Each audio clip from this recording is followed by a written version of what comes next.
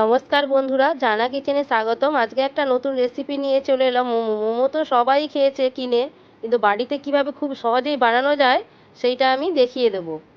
প্রথমে মোমোটা বানানোর জন্য এখানে কিমা লাগবে, মাংস। ওই কিমাটা ভালো করে ধুয়ে ফ্রেশ করে নিয়েছি। ওই কিমার মধ্যে দিয়ে দিলাম, কিমার মধ্যে একে একে সব মশলাগুলো দিয়ে দেবো। এতে রাখবে ভিনেগার 1 চামচ দিলাম, আদা রসুনের পেস্ট। আদা রসুনটা গ্রেট করে নিলে ভালো লাগবে, মুখে পড়বে, ওই জন্য আদা রসুনটা গ্রেট করে দিয়েছি। লবণ, গোলমরিচ গুঁড়ো, কাঁচা লঙ্কা, পেঁয়াজ, আর দিয়েছি এখানে হচ্ছে গাজর, আর দিলাম ধনে পাতা। দিয়ে ভালো করে সুন্দরভাবে মেখে নেবো। যত ভালো মাখা হবে পুরের স্বাদটাও তত ভালো হবে। মেখে আমি রেস্টে রেখে দিলাম। রেস্ট থেকে এসে আরও দুটো উপকরণ দেওয়ার আছে। এবার আমি ময়দাটা মাখিয়ে নেবো। ময়দার মধ্যে লবণ দিয়ে সুন্দরভাবে একটা ডো বানিয়ে নিলাম। অল্প অল্প করে জল দেবো আর ডোটা বানাবো। এবার এই ডোটা থেকে সুন্দর করে ছোট ছোট করে একটা করে লেচি করে নেবো। লুচির থেকে ছোট সাইজের লেচিটা বানাবো। লেচিটা যত পাতলা হবে তত মোমোটা ভালো হবে। এবার যে দুটো উপকরণ বাকি আছে দিয়ে দেবো সাদা তেল,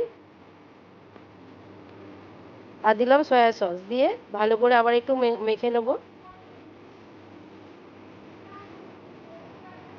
বাড়িতে এইভাবে বানালে দারুণ লাগে খেতে। এবার আমি ময়দা দিয়ে ভালো করে লেচিটা পাতলা করে একদম বেলে নিলাম। নিয়ে পুর দিলাম। পুর দিয়ে চারদিক দিয়ে একটু জল লাগিয়ে দিলে ভালো এই যে ভাবে মোড়াটা সুন্দরভাবে চিপকে যাবে, একদম খুলবে না। এই একটা মোমো বানালাম, আর একটা মোমো শেপ বানাচ্ছি, দেখিয়ে দিচ্ছি। আমি 2 রকমের স্টাইলের মোমো শেপ বানিয়েছি। যেটা আপনাদেরকে ভালো লাগবে, যেটা সহজ লাগবে আপনারা সেইটাই বানাবেন। এইভাবে একে একে আমি সবগুলোই বানিয়ে নিলাম। এবার আমি একটা ঝাড়া নিয়েছি, ঝাড়ার মধ্যে সবগুলো সাজিয়ে দিলাম। দিয়ে সেদ্ধ চাপিয়ে দেবো। জলের মধ্যেই স্টিম করে নেবো। এটা আমার হবে স্টিম মোমো।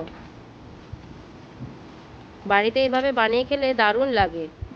দোকানে এত পুর দেবে না, দোকানে অল্প পুর দেবে, একদম দেখুন কেমন ঠাসা পুর। যদি ভালো লেগে থাকে লাইক, কমেন্ট, শেয়ার, সাবস্ক্রাইব করে দেবেন।